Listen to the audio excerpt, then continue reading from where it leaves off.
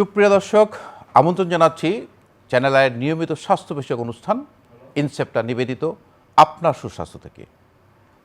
আপনারা সবাই ভালো থাকবেন এই প্রত্যাশা নিয়েই আমরা শুরু করছি। আজকে আমরা কথা বলবো ইনফার্টিলিটি নিয়ে, বন্ধ্যাত্ব নিয়ে। এই বিষয়ে কথা বলার জন্য আমাদের সাথে আছেন ডাক্তার অনুকা রায়। তিনি chief consultant dream fertility centre. Doctor Anuka, আমরা ইদানিং লক্ষ্য করছি যে ইনফার্টিলিটির সংখ্যা যেন বেড়ে চলেছে, তো এটার পিছনে কারণ কি বলে আপনি মনে করছেন? আমি ফার্স্টেই আসি যে এই যে ইনফার্টিলিটি, মানে অনেকের ধারণা যে ইনফার্টিলিটি ডেভেলপ করলে আমাদের কিন্তু মানে ফার্টিলিটি সেন্টারে যেতে হবে বা ফার্টিলিটি সেন্টারে গেলে হয়তো আইভিএফ বা টেস্ট টু বেবি করে দেবে। এরকম কিন্তু অনেকের মনে ধারণা থাকে। আমাদের যদি দীর্ঘদিন ধরে বাচ্চা না হয়, মানে কোনো দম্পতির, তখন ফার্টিলিটি সেন্টার বা কোনো বিশেষজ্ঞ ডক্টরের কাছে গেলেই যে তার আইভিএফ বা টেস্ট টু বেবি লাগবে এমন না। ফার্স্টেই আমরা কোনো কাপেল আসলে ফার্স্টে আমরা যেটা করি যে সাধারণভাবে আগে তাদেরকে ইভ্যালুয়েশন করি, যে হিস্ট্রি, ফিজিক্যাল এক্সামিনেশন, কিছু হরমোন অ্যাসেসমেন্ট, এগুলো করে আমরা কারণটা আগে আইডেন্টিফাই করার চেষ্টা করি। দেন আমরা যেটা করি সেই অনুযায়ী তার মানে ট্রিটমেন্ট প্ল্যান কেমন হবে এটা আইডেন্টিফাই করি। কারণ বন্ধ্যাত্বর কিন্তু অনেক রকম কারণ থাকে। মানে সাধারণ যে কারণগুলা, ফার্স্টেই আমি আসি যে hormonal imbalance, ovulation disorder, tubal block এবং স্পার্ম রিলেটেড কারণ। এই হচ্ছে মানে সাধারণ কারণ, মানে যে প্রায় যে কারণগুলো নিয়ে আমাদের কাছে আসে এগুলাই। অনেক সময় দেখা যায় যে আসলে কোন সময়ে গর্ভধারণ হয় সে টাইমটা নববিবাহিত এরা জানে না, তো এটা কি কাউন্সিলিং বা একটা এডুকেশনের প্রয়োজন আছে কি? দম্পতি যদি ফার্স্টে ইনফার্টিলিটি নিয়ে আসে আমাদের কাছে, তাহলে মানে বেজলাইন টেস্ট এবং হিস্ট্রি বা এক্সামিনেশন করার সাথে সাথে আমাদের কিন্তু ফার্স্টেই কাউন্সিলিং করতে হবে।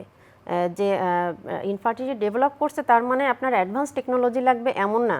আমরা ফার্স্টেই তাদের যে দুশ্চিন্তা বা সামাজিক বা ধর্মীয় যে গোড়ামি বা ধর্মীয় যে বাধা আছে, এইগুলাতে মানে যে আমাদের অ্যাডভান্স টেকনোলজি বা মানে ইনফার্টিলিটি ট্রিটমেন্টে কোনো বাধা নাই, এটাও কিন্তু তাদেরকে বুঝিয়ে দিতে হবে।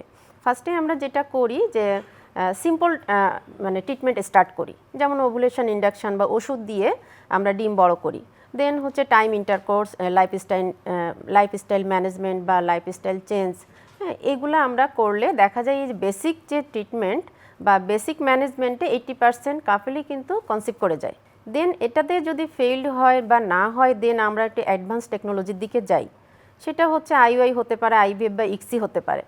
এখানে যে টাইম ইন্টারকোর্স যেটা আমি বললাম, যে ফার্টাইল পিরিয়ডে যে মেলামেশা করলে, যে রেগুলার যে ইন্টারকোর্স করলে এই সময় যে আমাদের কনসিভ হওয়ার চান্স থাকে, এটাই কিন্তু অনেকে জানে না। ফার্টাইল পিরিয়ডটা হচ্ছে মাসিকের 11 থেকে 16তম দিন। এই সময় যদি মানে কোনো কাপল যদি মাসিক রেগুলার থাকে, এই সময় ইন্টারকোর্স করলে বা মেলামেশা করলে অনেকে কনসিভ করে যায়। সাথে আমরা কিছু ওভুলেশন ইন্ডাকশন দেয় এবং লাইফস্টাইল চেঞ্জ।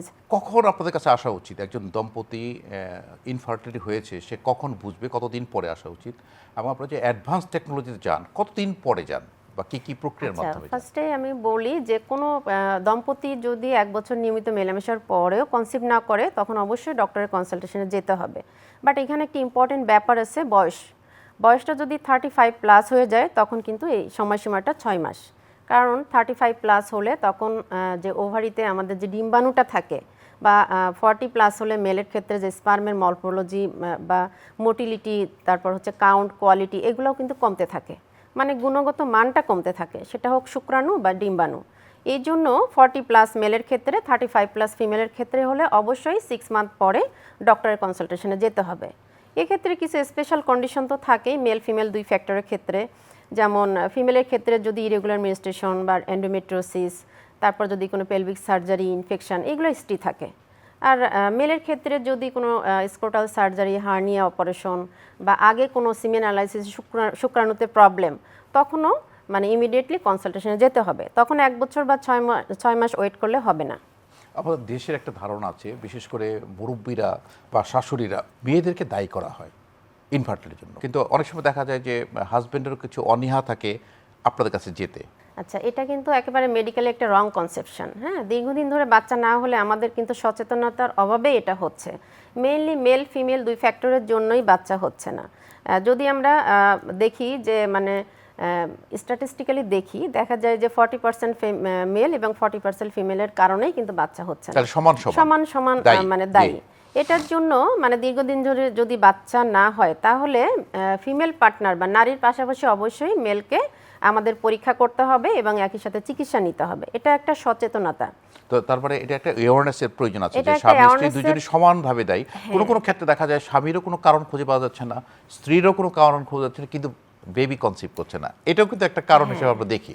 আচ্ছা, এটা হচ্ছে আনএক্সপ্লেইন কজ, যেটার মানে পার্সেন্টেজ যদি বলি সেটা হচ্ছে 10%। এক্ষেত্রে যেটা হয় আমরা যে সিম্পল টেস্ট মানে সিম্পল ট্রিটমেন্ট দিয়েই স্টার্ট করি। বেসিক যে ম্যানেজমেন্ট ইভালুয়েশন শেষ করে আমরা বেসিক ম্যানেজমেন্ট শুরু করি, যেমন হচ্ছে ovulation induction, lifestyle management, time intercourse. এটা দিয়েই কিন্তু কনসিভ করে যায় অনেক সময়। যদি ফেইল্ড হয় তখন আমরা আইওআই একটি অ্যাডভান্স টেকনোলজির দিকে যাই, যেটা হচ্ছে আইভিএফ বা টেস্ট টু বেবি থেকে একটু ইজি এবং নন ইনভিসিভ, এবং এখানে কিন্তু একটু সহজলভ্য এবং খরচও কম হয়। আর এখানে আরেকটা ব্যাপার যেটা, এই যে আইওআইতে প্রতিটা সাইকেলে 20% হচ্ছে সাকসেস রেট থাকে।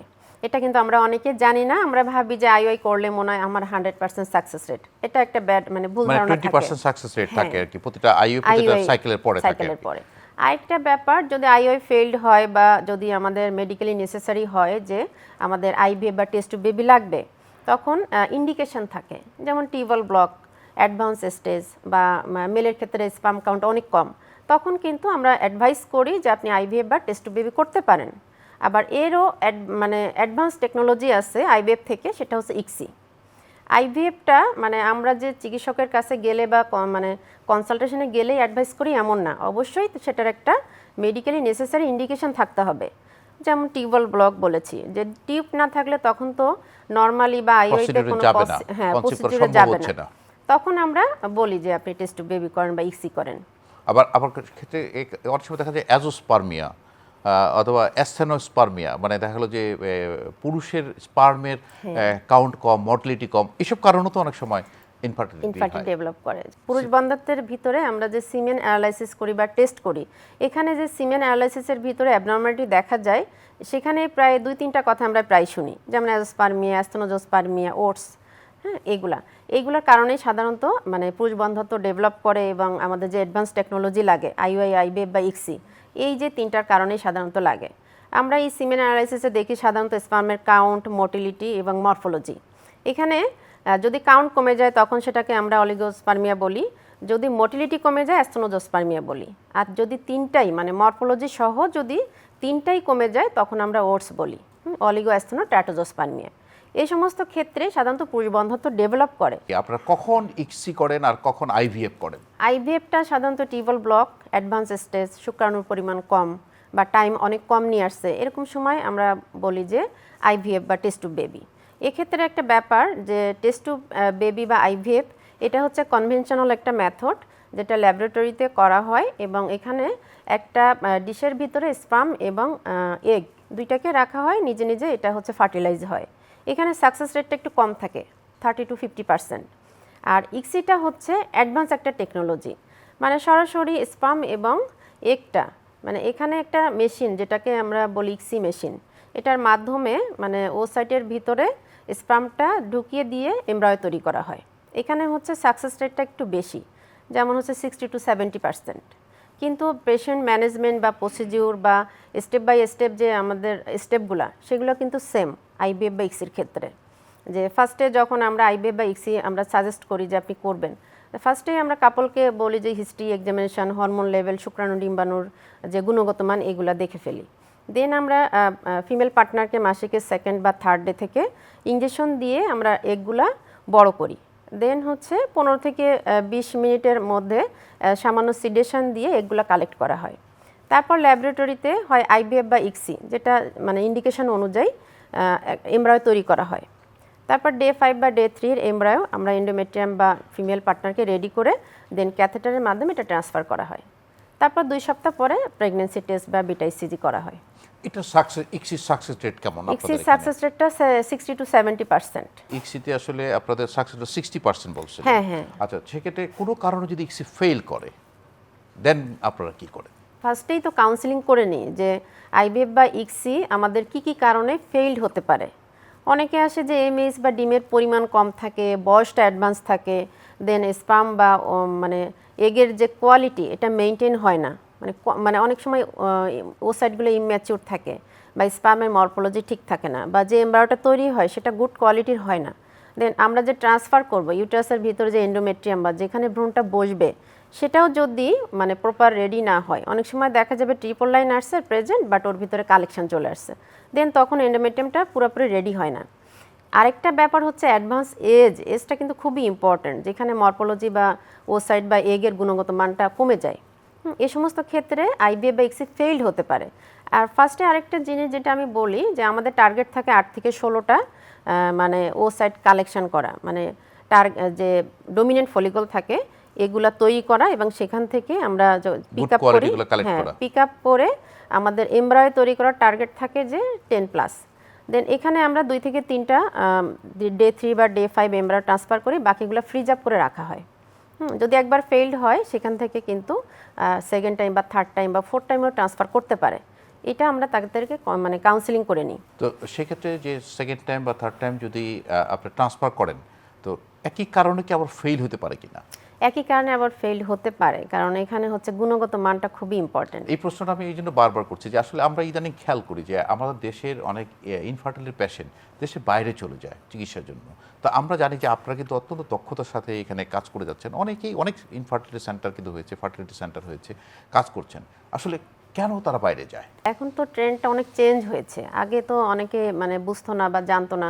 আমাদের দেশে এখন কিন্তু অনেকগুলো ফার্টিলিটি সেন্টার, প্রতিটা ফার্টিলিটি সেন্টারে অ্যাডভান্স টেকনোলজিও আছে, এবং এখানে ইক্সি তারপর হচ্ছে লেজার হ্যাসিং থেকে শুরু করে সমস্ত অ্যাডভান্স টেকনোলজি আছে, যেটা অন্য অন্য কান্ট্রিতে বা আছে সেটা আমাদের দেশে আছে বা হচ্ছে। আগে কিন্তু মানে এরকম ছিল না, বা আগে মানুষ বুঝতো না, বা আগে অ্যাওয়ারনেসের অভাবে সবাই যেত বাইরে। যাওয়াটা হচ্ছে মানে এখানে যেমন সামাজিকভাবে মানে তারা খুবই হয়, দেন ইকোনমিক্যালিও যে একবার চিকিৎসা করে আসলে তারা কিন্তু আর চিকিৎসা করতে পারে না। ফলো আপের একটা প্রশ্ন থাকে, ফলো আপের একটা প্রশ্ন থাকে, একটা লেন্দি প্রসেস, তারপর হচ্ছে একটা ভাষাগত প্রবলেম থাকে।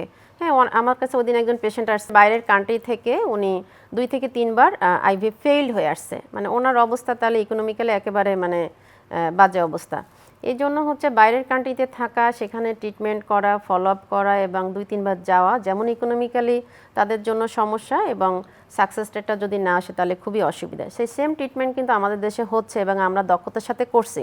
এখন আমাদের অধিকাংশ পেশেন্ট দেখা যায় যে বাইরে যাওয়ার চিন্তা নাই, সবাই কিন্তু দেশেই করতেছে এবং ভালোভাবেই সমস্ত সেন্টারে আমরা সার্ভিস দিয়ে যাচ্ছি। আর আরেকটা বিষয় হলো যে অনেক সময় দেখা যায় যে এই প্রক্রিয়ার মাধ্যমে যে ইক্সি বলেন বা আইভিএফ বলেন টেস্ট টিউব বেবি করতে গিয়ে আপনারা অনেক ধরনের হরমোন বা ওষুধ ব্যবহার করেন। তো অনেকের কিন্তু ডায়াবেটিস থাকে, অনেকের ডিসলিপিডিমিয়া থাকে, অনেকের হার্ট ডিজিজ থাকে। তো সেই ক্ষেত্রগুলো তো আপনারা কি করেন? অ্যাসেসমেন্ট করি যে হিস্ট্রি, ফিজিক্যাল এক্সামিনেশন সাথে যে হরমোনগুলো অ্যাসেসমেন্ট বা মেডিকেল ডিসঅর্ডার আছে কিনা সেটা আইডেন্টিফাই করা হয়, এবং সেই অনুযায়ী তাদেরকে কিন্তু কন্ট্রোল করে নেওয়া হয়। দরকার হলে ওনারা এন্ডোক্রাইনোলজিস্ট বা মেডিসিন কনসালটেশনে আমরা বলি যে তারপরে এগুলো যখন মানে কারেকশন হয় বা কন্ট্রোল হয়, দেন আমরা কিন্তু স্টার্ট করি, যে এটা আমরা অ্যাটলিস্ট 2 থেকে 3 মাস আগে তাদেরকে রেডি করি। তার মানে একজন ডায়াবেটিস পেশেন্ট সে একজন এন্ডোক্রাইনোলজিস্ট দেখার পরে তার ডায়াবেটিস যখন নিয়ন্ত্রণে থাকবে সেই সময় তাকে আসলে করা উচিত, কিন্তু অনিয়ন্ত্রিত ডায়াবেটিস বা অনিয়ন্ত্রিত রোগের প্রেশার আছে, হাইপারটেনশন আছে, সেক্ষেত্রে তো এটা করা যাবে না। তো সেক্ষেত্রে কাউন্সিলিং এবং তাকে প্রিপেয়ার করার পরে তারপরে দেন। তো এটা আসলে অনেক সময় সাপেক্ষ ব্যাপার আপনাদের এখানে, যেটা টেস্ট টিউব বেবির ক্ষেত্রে ইম্পর্টেন্ট ব্যাপার সেটা হচ্ছে যদি ডায়াবেটিস থাকে কারো, দেন তার কিন্তু স্পাম বা ওভামের যে কোয়ালিটি মানে মরফোলজি কোয়ালিটি গুণগত মানটা কিন্তু কম থাকে। এই জন্য হচ্ছে কন্ট্রোল করার 3 মাস পরে করলে বেটার, যে মানে স্টেবল হওয়ার পরে। অনেক সময় দেখা যায় যে হাইপোথাইরয়েডিজম যদি মানে থাকে কারো, কন্ট্রোলে আসবে তার 2 থেকে 3 মাস পরে আইভিএফ এর জন্য আমরা তাদেরকে রেডি করি, মেল ফিমেল বোথ পার্টনারের ক্ষেত্রে। এটা তার মানে তার যে ডিজিজগুলো আছে সেগুলো যখন নিয়ন্ত্রণে থাকবে তখন আমরা স্টার্ট করব।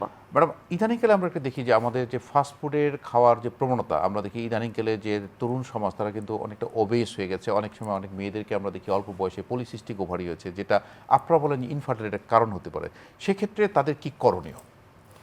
লাইফস্টাইল মডিফিকেশন তো খুবই ইম্পর্টেন্ট। ওবেস পেশেন্টদের তো মেল ফিমেল 2 পার্টনারের কিন্তু অনেক প্রবলেম থাকে।